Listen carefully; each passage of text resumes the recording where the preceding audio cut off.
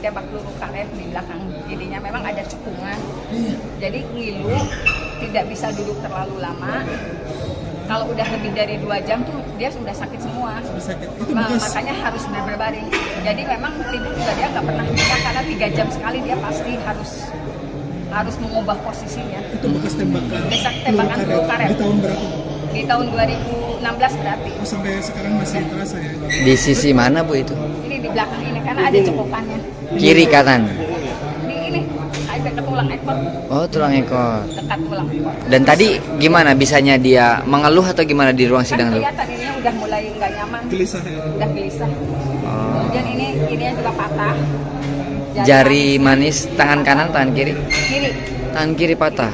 Kemudian di sini ada bekas tendangan yang kelihatannya masih membiru Sampai sekarang? sampai sekarang. Terus dengan kondisi ini persidangannya ke depannya nanti gimana Bu? Nggak apa-apa, yang penting sih dia tidak di dalam terlalu lama dulu. Kan diteruskan oleh kuasa hukum. Oh, gitu.